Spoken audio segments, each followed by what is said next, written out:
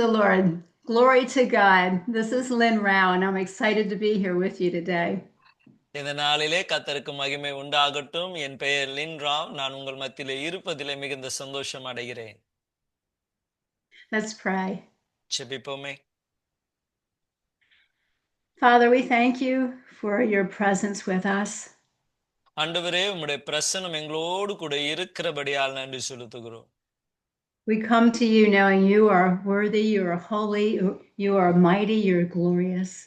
ஆண்டவரே, நீர் வல்லமை உள்ளவர், மேன்மையானவர், ஆச்சரியமானவராய் இருக்கிறபடியால் உம்மிடத்தில் நாங்கள் வருகிறோம். Lord, I ask you to open up our hearts to receive what you have for us to receive today. ஆண்டவரே, இன்று எங்களுக்காய் நீர் வைத்திருக்கிறதை பெற்றுக்கொள்ளும்படியாய் உம்மிடத்திலே நாங்கள் வந்திருக்கிறோம். Let your kingdom come and your will be done here on earth as it is in heaven.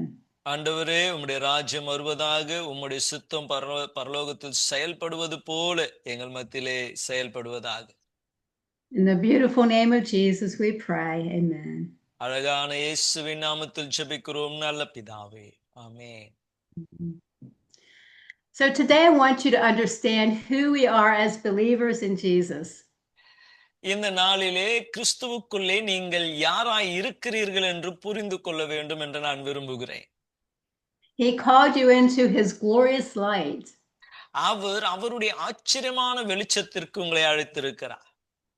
We are in Christ and he is in us. நாம் அவருக்குள்ளும் அவர் நமக்குள்ளும் இருக்கிறார். Jesus wants us to consider what he has done for us. தேவன் நமக்காய் என்ன செய்தார் என்பதை நாம் யோசிக்க வேண்டும் என்று அவர் விரும்புகிறார். And this totally changes us from having an old nature that leads to death and now having a new nature born to live with Jesus now and forever. அது நம்மளுடைய வாழ்க்கை முறையை மாற்றுகிறது. மரணத்திற்கு ஏதுவான நம்மளுடைய சுயநலமான வாழ்க்கையை விட்டு எப்பொழுதும் இப்பொழுதும் இனி எப்பொழுதும் இயேசுவோடு கூட வாழ்கிற வாழ்க்கையின் அடையாளத்தை காண்பிக்கிறது. Every person fell short of the glory of God. எல்லா மனுஷனும் தேவனுடைய மகிமையற்றவர்களானார்கள். But Jesus changed us and we now carry the glory of God himself. ஆனால் தேவன் அவைகளை மாற்றினதினாலே நாம் இப்பொழுது கூட இயேசுவின் மகிமையை சுமந்திருக்கிறவர்களாயிருக்கிறோம். This is great news for us. இது உண்மையாகவே ஒரு ஆச்சரியமான ஒரு செய்தி. Before Jesus went to the cross, he told his disciples that he was only going to be here a little longer. அவர் பரலோகத்திற்கு எடுத்துக்கொள்ளப்படுவதற்கு முன்பதான் சீஷர்களை பார்த்து சொன்னார், இன்னும் கொஞ்ச நாட்கள் தான் நான் உங்களோடு கூட இருக்க போகிறேன். Peter asked him, where was he going? அப்ப பேதுரு கேட்கிறாரு, நீங்க எங்க போக போறீங்க? And Jesus said, where I am going, you cannot follow me right now, but you will follow me later. அப்ப பேதுருவினிடத்துல இயேசு சொல்லுகிறார், நான் போகிற இடத்திற்கு இப்பொழுது உன்னால் வரக்கூடாது, ஆனால் ஒரு நாளிலே நீ வருவாய் என்று சொல்லுகிறார்.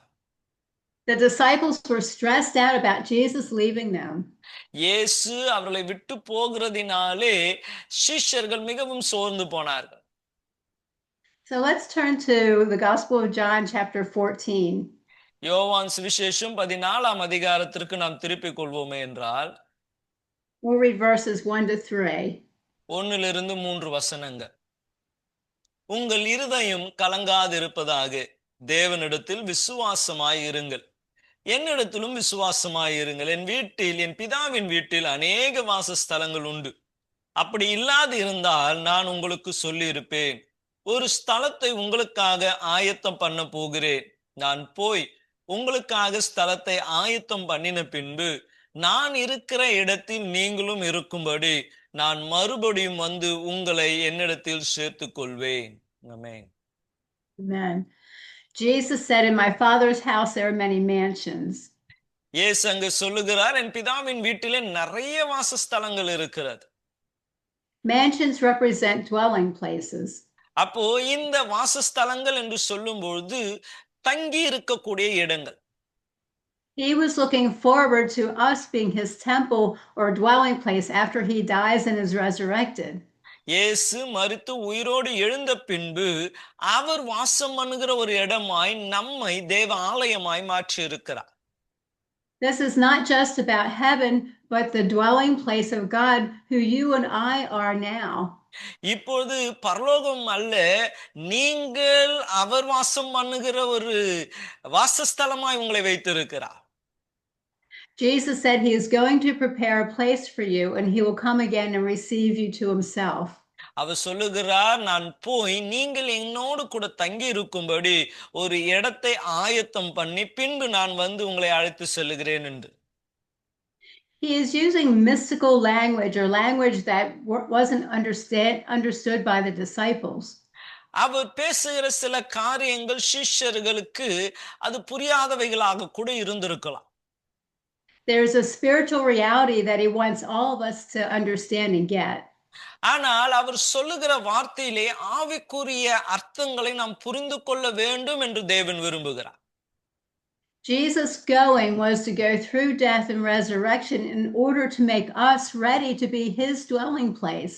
அப்போ இயேசு மரணத்திற்கு கடந்து போக அவர் உயிரோடு கூட எழுந்து கொள்ள ஒரு நோக்கம் என்னவென்றால் நம்மை அவர் தங்குகிற ஆலயமாய் மாற்ற வேண்டும் என்று சொல்லி.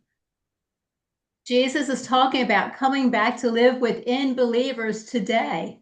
அவர் பரலோகம் போய் அவர் சொல்லுகிறார், திரும்பி வந்து உங்களுக்குள்ளே நான் வாசம் பண்ண போகிறேன் யாரெல்லாம் விசுவாசிக்கிறார்களோ. He was saying he was going to prepare a place for us to be in him who is in the Father. அப்ப பாருங்க, அவரு தொடர்ந்து சொல்றாங்க, அதே போல நீங்களும் ஏன் நான் உங்களுக்கு ஒரு இடத்தை ஆயத்தப்படுத்துவேன், நீங்க அங்க வந்து தங்கி இருக்கணும். அவர் எங்க இருக்கிறார் என்றால் அவர் பிதாவிலே இருக்கிறார். He told us later in the scriptures that he was sending a helper just like him. அப்ப அவரு அந்த வசனத்தை தொடர்ந்து வாசிப்பில் என்றா சொல்றாங்க, ஒரு தேற்றலவாளனை உங்களுக்காய் நான் அனுப்புகிறேன். It was referring to the Holy Spirit who came to dwell in us and to lead us like he led Jesus on earth.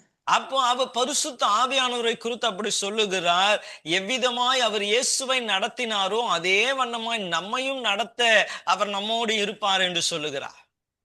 You are his mansion, his dwelling place. பாருங்க, இயேசுவினுடைய ஒரு வாசஸ்தலம் யார் என்றால் நீங்கள் தான் இயேசுவினுடைய வாசஸ்தலம். He came back to receive you to himself, to live within you by his Spirit. அவர் திரும்ப வந்து அவருடைய ஆவியினாலே உங்களுக்குள்ளே அவர் வாசமாயிருக்கிறார். This is how he wants us to be with him. இப்படிதான் நாம் அவரோடு கூட இருக்க வேண்டும் என்று அவர் விரும்புகிறார். So why is this important? இது ஏன் ரொம்ப முக்கியமானது என்று நாம் இப்போ பார்க்க போகிறோம். He does not want us to wait until we go to heaven to live in a mansion. No. நம்ம பரலோகத்துல போய் தான் அவர் உண்டாக்கின வாசஸ்தலத்திலே நாம் வாசம் பண்ணணும் என்பது மாத்திரம் அவருடைய நோக்கம் அல்ல. No, he came to reveal Father God to us and to show us how to walk like Jesus did.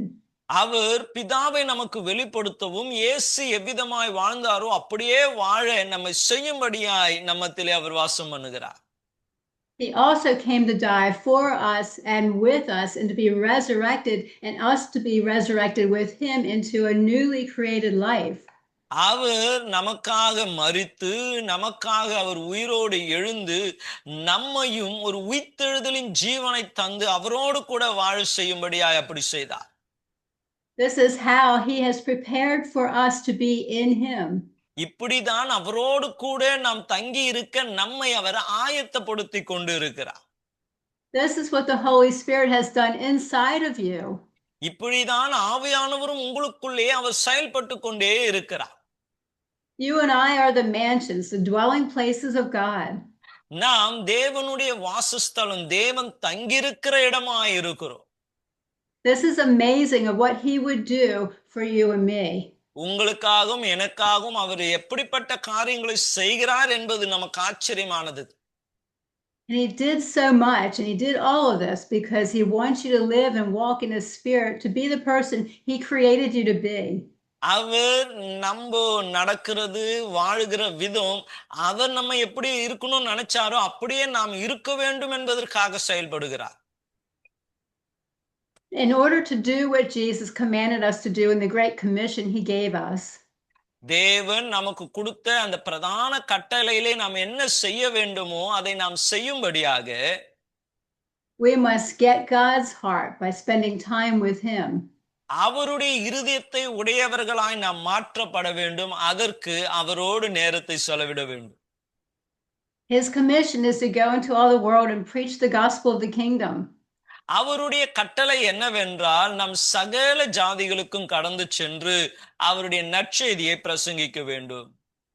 To make disciples and baptize them. அங்கே சீஷர்களை உருவாக்கி அவர்களுக்கு ஞானஸ்தானம் கொடுக்க வேண்டும். And teach them to do all that Jesus has commanded, including casting out demons and healing the sick. இயேசு நமக்கு போதித்ததை அவர்களுக்கு போதித்து பிசாசுகளை துரத்துகிறது, வியாதிகளை சுகமாக்குகிறது, இவைகளை எல்லாம் அவர்களுக்கும் நாம் கற்றுக் கொடுக்க வேண்டும். This is spelled out in Matthew 28 and Mark 16 for us. இவைகள் மத்தேயு சுவிசேஷம் 28ஆம் அதிகாரத்திலும் மார்க்கு சுவிசேஷம் 16ஆம் அதிகாரத்திலும் நம்மால் பார்க்க முடியும். Jesus is speaking this to every person who believes in him as their Lord and Savior. யாரெல்லாம் இயேசுவை சொந்த இரட்சகராய் ஏற்றுக்கொண்டார்களோ அவர்களுக்கு இப்படிப்பட்ட அதிகாரத்தை அவர் கொடுத்திருக்கிறார். The church needs to wake up to what Jesus has given us the privilege of doing with him and in him. தேவன் நமக்கு கொடுத்திருக்கிற அந்த கனத்தை அறிந்து கொள்ளத்தக்கதாய் இந்த நாட்களிலே சபை எழுந்து கொள்ள வேண்டும். He loves every person so much that he wants them to have a relationship with him. That he wants them to know him. அவர் எல்லாரையும் நேசிக்கிறபடினாலே அவருடைய இருதயத்தின் எண்ணங்களை நாம் அறிந்து கொள்ள வேண்டும் என்று அவர் விரும்புகிறார். However, we cannot do any of this in our own strength or with our own opinions of how to do this. இவைகளை நம்மளுடைய சொந்த பலத்தினாலும் நம்மளுடைய சொந்த ஆலோசனைகளினாலும் நம்மாலே நிறைவேற்றவே முடியாது. We have to cultivate a relationship with the Holy Spirit to understand and receive the heart of God. தேவனுடைய இருதயத்தை அறிந்து கொள்ளத்தக்கதாய் நம்மை நாமே பக்குவப்படுத்திக் கொள்ள வேண்டும். Just like Jesus spent time with his Father to hear what he was saying and see what he showed Jesus, we must do the same thing. எவ்விதமாய் பிதாவானவர் இயேசு என்ன செய்ய வேண்டும் சொல்ல வேண்டும் என்று காண்பித்து கொடுத்தாரோ அதே வண்ணமாய் நாமும் இயேசுவின் இடத்திலிருந்து கற்றுக்கொள்ள வேண்டும். We must know him by hearing his voice and seeing what he shows us. அவருடைய சத்தத்தை கேட்டு அவர் காண்பிக்கிறதை பார்க்கத்தக்கதாய் நம்மை பயிற்றுவித்துக் கொள்ள வேண்டும். The Holy Spirit is with you and wants you to hear and see what Father God is saying and doing. அப்ப பரிசுத்த ஆவியானவர் உங்களோடு கூட இருந்து பிதாவானவர் என்ன செய்கிறார் என்ன சொல்லுகிறார் என்பதை கேட்க அவர் உதவி செய்வார். The Holy Spirit reveals what the Father wants to share with you. பரிசுத்த ஆவியானவர் பிதா உங்களுக்கு என்ன பேச விரும்புகிறார் என்பதை உங்களுக்கு அவர் காண்பித்து கொடுப்பார். Reading his word and worshiping him and praying is very important. அவருடைய வார்த்தையை வாசிப்பது ஜெபிப்பது ரொம்ப முக்கியமான ஒரு காரியம். However, through all of this, you must be listening and looking for what the Holy Spirit wants to share with you. அப்ப இவைகள் எல்லாம் நீங்கள் செய்யும் பொழுது பரிசுத்த ஆவியானவர் உங்களோடு கூட என்ன சொல்லுகிறார் என்பதை நீங்கள் அறிந்து கொள்ள வேண்டும். We have to learn to get our own thoughts out of the way and be still and look for what God wants to say and show you. அப்ப நம்மளுடைய சொந்த மாம்ச எண்ணங்களை விட்டு தேவ ஆவியானவர் என்ன செய்ய விரும்புகிறார் என்பதற்கு நம்மை ஒப்பு கொடுக்க வேண்டும். This is about developing an intimate relationship with the Lord. இது தேவனோடு கூட ஒரு ஆழமான உறவை ஏற்படுத்திக் கொள்ள காரணமாயிருக்கும். I want to show you a scripture where Jesus was praying. இயேசு ஜெபித்த ஒரு ஜெபத்தை உங்களுக்கு காண்பித்து கொடுக்க விரும்புகிறேன். Let's go to the Gospel of Luke, chapter 9. லூக்கா சுவிசேஷம் 9ஆம் அதிகாரத்திற்கு நாம் கடந்து போவோம். Chapter 9, and we'll read verses 28 to 36. 28 இருந்து 36 வரைக்கும். இந்த வார்த்தைகளை அவர் சொல்லி ஏறக்குறைய 8 நாளுக்கு பின்பு அவர் பேதுருவையும் யோவானையும் யாக்கோபையும் கூட்டிக் கொண்டு ஜெபம் பண்ணுகிறதற்கு ஒரு மலையின் மேல் ஏறி அவர் ஜெபம் பண்ணுகையில் அவருடைய முகரூபம் மாறி அவருடைய வஸ்திரம் வெண்மையாக பிரகாசித்தது. அன்றியும் மோசே எலியா என்னும் 2 பேர் மகிமையோடு காணப்பட்டு அவரோடு சம்பாஷணம் பண்ணி அவர் எருசலேமிலே நிறைவேற்ற போகிற அவருடைய மரணத்தை குறித்து பேசிக் கொண்டிருந்தார்கள். பேதுரு அவரோடு கூட இருந்து நித்திரை மயக்கமாயிருந்தார்கள். ஆகிலும் அவர்கள் விழித்து அவருடைய மகிமையையும் அவரோடு நின்று இரண்டு பேரையும் கண்டார்கள். இருவரும் அவரை விட்டு பிரிந்து போகையில் பேதுரு இயேசுவை நோக்கி, ஐயரே, நாம் இங்கே இருக்கிறது நல்லது. உமக்கு ஒரு கூடாரமும் மோசேக்கு ஒரு கூடாரமும் எலியாவுக்கு ஒரு கூடாரமும் 3 கூடாரங்களை போடுவோம் என்று தன் சொல்லுகிறதை இன்னதென்று அறியாமல் சொன்னான். இப்படி அவன் பேசுகையில் ஒரு மேகம் வந்து அவர்கள் மேல் நிழலிட்டு அவர்கள் அந்த மேகத்திற்குள்ளே பிரவேசிகையில் சீஷர்கள் பயந்தார்கள். அப்பொழுது இவர் என்னுடைய நேசகுமாரன், இவருக்கு செவி கொடுங்கள் என்று மேகத்திலிருந்து ஒரு சத்தம் உண்டாயிற்று. அந்த சத்தம் உண்டாகையில் இயேசு ஒருவரே காணப்பட்டார். தங்கள் கண்டவைகளை ஒன்றையும் அவர் அந்நாளிலே ஒருவருக்கும் சொல்லலாமா அடக்கி வைத்திருந்தார்கள். ஆமென். Amen. So we're given a glimpse into who Jesus really is. அப்ப இயேசு யார் என்பதின் ஒரு சிறிய ஒரு வெளிப்பாடு நமக்கு இங்கே காண்பித்து கொடுக்கப்பட்டு இருக்கிறது. He took Peter, James and John with him to experience his glory. பேதுரு, யோவான், யாக்கோபு தேவ மகிமையை காணும்படியாய் அவர்களை அழைத்து கொண்டு போகிறார். Jesus wants you to experience his glory as well. அவ்விதமாக நீங்களும் அந்த மகிமையை காண வேண்டும் என்று இயேசு விரும்புகிறார். He wants you to know with every part of your being that he is the King of Kings and Lord of Lords. உங்களுக்குள் இருக்கிற எல்லா உணர்வுகளும் அவரே தேவாதி தேவனும் ராஜாதி ராஜாவும் என்பதை அறிந்து கொள்ள அவர் விரும்புகிறார். In this cloud of glory that overshadowed them, God the Father said, "This is my beloved Son, hear him." அப்போ இவைகள் நடக்கும்போது அங்கே பிதாவானவர் விதமாய் சொல்லுகிறார், இவர் என் நேசகுமாரன், இவரில் நான் பிரியமாய் இருக்கிறேன், இவருக்கு செவி கொடுங்க. He's telling all of us to listen carefully to what Jesus has to say. இயேசு என்ன சொல்லுகிறார் என்பதற்கு செவி கொடுங்கள் என்று இன்றும் எல்லாருக்கும் பிதா சொல்லிக் கொண்டு இருக்கிறார். And now we listen to him through the Spirit dwelling within us. இப்பொழுது நமக்குள் வாசமாயிருக்கிற ஆவியானவரை கொண்டு அவர் சொல்லுகிறதை நாம் கேட்டுக்கொண்டு இருக்கிறோம். This requires that we use our spiritual senses to hear and see and discern what Jesus is saying. இயேசு என்ன சொல்லுகிறார் என்பதை நம்முடைய ஆவிக்குரிய உணர்வுகளினாலே அதை நாம் அறிந்து கொள்ள வேண்டும்.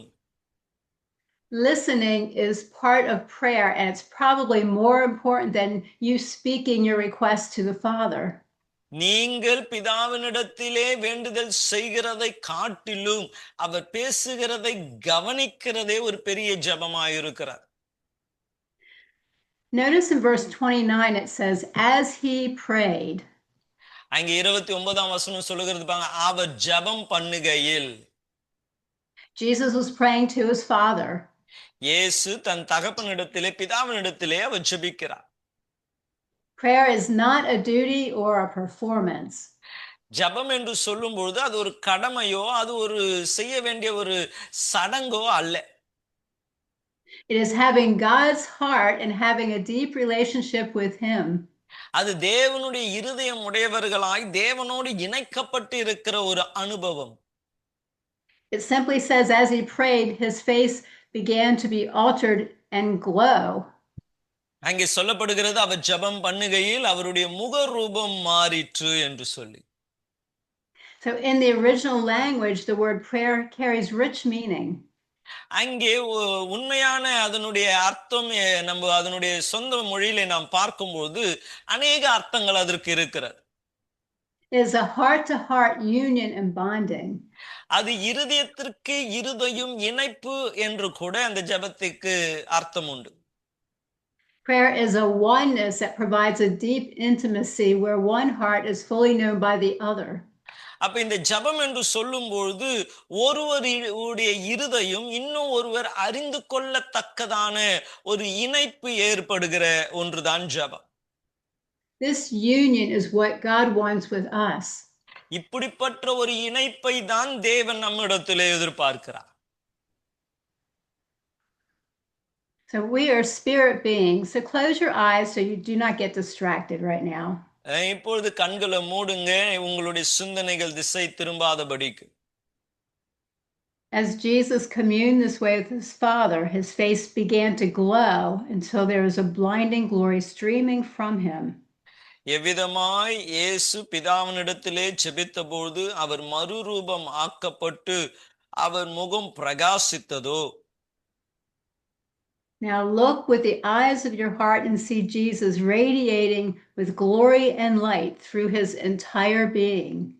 இப்பொழுது உங்களுடைய இருதய கண்களை திறந்து பாருங்க, உங்களுக்குள்ளே வாசமாய் இருக்கிற அந்த ஆண்டவராகிய இயேசு கிறிஸ்து அவர் மகிமை நிறைந்தவராய் அவர் பிரகாசிக்கிறதை. Now by faith receive his radiating glory into yourself. இப்பொழுது விசுவாசத்தினாலே அவர் மேல் இருக்கிற அந்த பிரகாசத்தை உங்களுக்குள்ளாய் நீங்கள் ஏற்றுக்கொள்ளுங்க.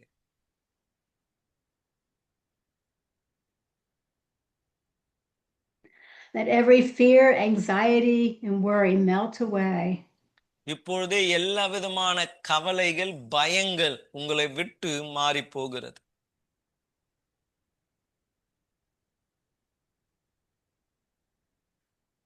Remember, Jesus is the firstborn among us, the first of our new species as new creations.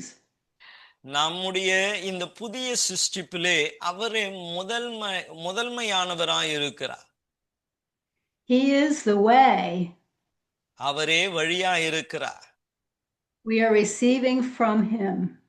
அவரிடத்திலிருந்து நாம் இப்பொழுது பெற்றுக்கொண்டு இருக்கிறோம். He is shining with the glory light of who he is. அவருடைய மகிமையின் பிரகாசம் அவர் யார் என்பதை வெளிப்படுத்துகிறது. And this same shining one lives in you. அந்த மகிமின் பிரகாசம் உடையவர் உங்களுக்குள்ளே வாசமாயிருக்கிறார். Everything we see him do is a life we can live as God within us expresses his life through us. அவர் எவ்விதமாய் வாழ்ந்தாரோ அவர் நமக்குள்ளே வாசம் பண்ணுகிறதினாலே பிதா விரும்புகிற வண்ணமாய் நம்மாலும் வாழ முடியும். Jesus was transfigured while praying. இயேசு ஜெபித்தபோது அவர் மறுரூபமாக்கப்பட்டார். And he longs for you to be transfigured with his glorious presence as you pray.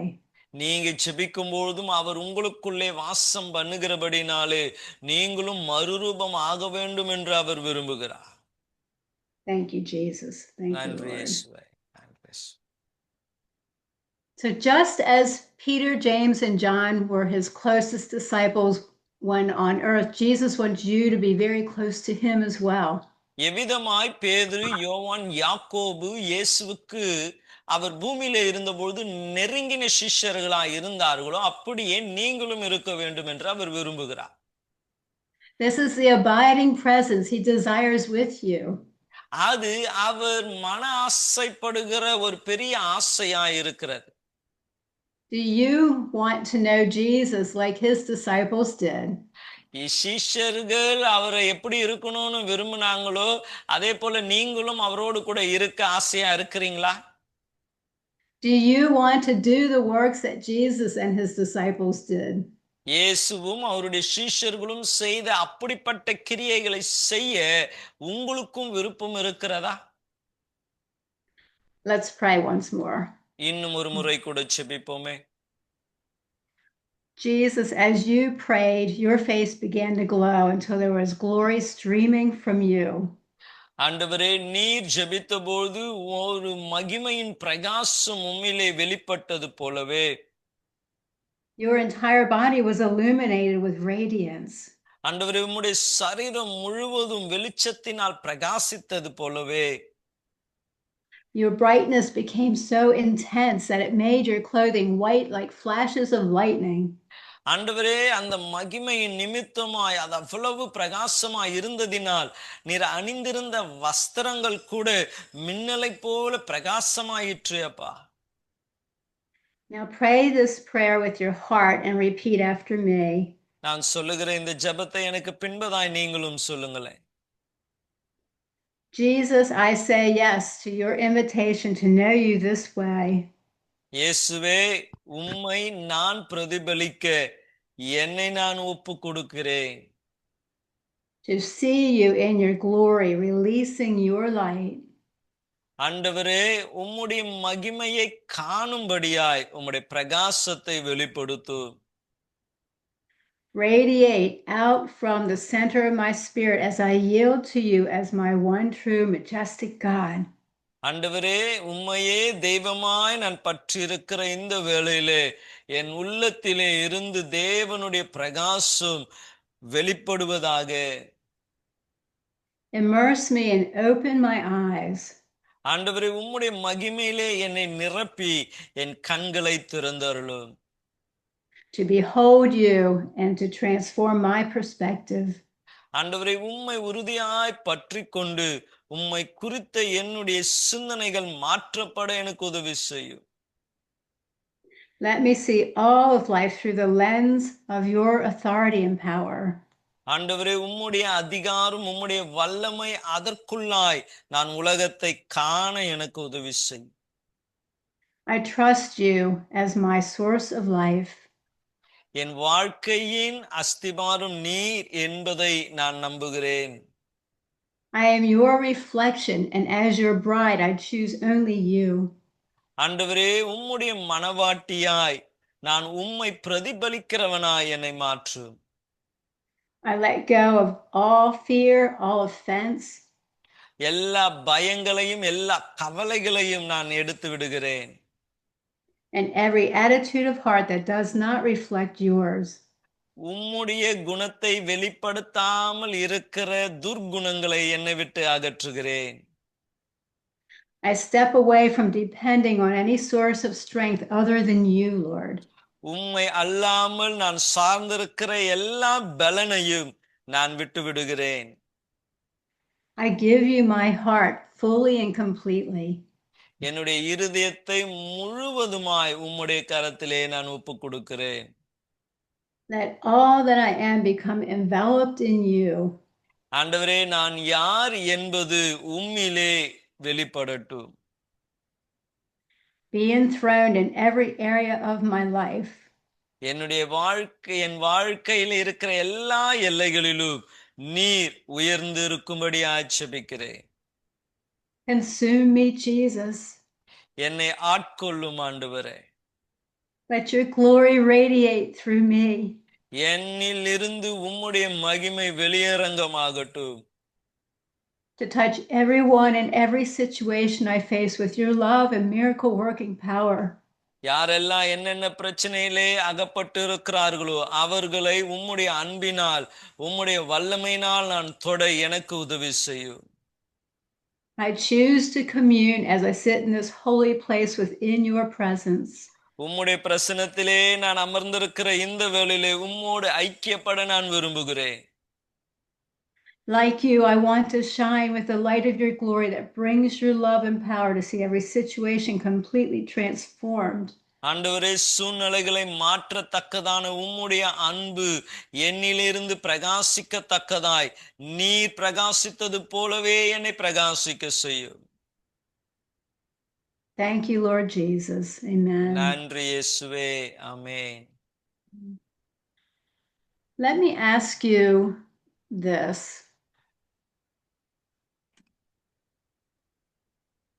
What fears, concerns, or pressures is Jesus inviting you to surrender right now? எந்த சூழ்நிலை, எந்த காரியம் தேவனிடத்திலே நீங்கள் உங்களை ஒப்பு கொடுக்க வேண்டும் என்று தேவன் உங்களுக்கு வெளிப்படுத்துகிறார். Visualize what it will look like in those situations for you to be shining with the light of his glory. எந்த சூழ்நிலை என்பதை நீங்கள் உங்க கண்களில கொண்டு வந்துட்டு அதுல தேவ மகிமை வெளிப்படணும்னு நீங்க விசுவாசிங்க. Let Jesus fill you with his perspective and ask what he wants to be for you and through you in those areas. அப்படிப்பட்ட சூழ்நிலைகளிலே தேவன் அவரை எப்படி வெளிப்படுத்த விரும்புகிறார் என்பதை அவரிடத்திலே கேட்டறியுங்க. He wants to shine through you to be love, wisdom, hope, and power in every situation. அவர் அவருடைய அன்பை உங்களுக்குள்ளே பிரகாசிக்க செய்ய அவர் விரும்புகிறார். Give him your affection and attention for him to transform you. உங்களுடைய கவனத்தை அவரிடத்திலே நீங்கள் ஒப்புக் கொடுங்க. So you will bring transformation to others. அப்பொழுது நீங்கள் மற்றவர்களை மாற்றுகிறவர்களாய் இருப்பீர்கள். God bless you. Amen. கர்த்தர் உங்களை ஆசீர்வதிப்பாராக.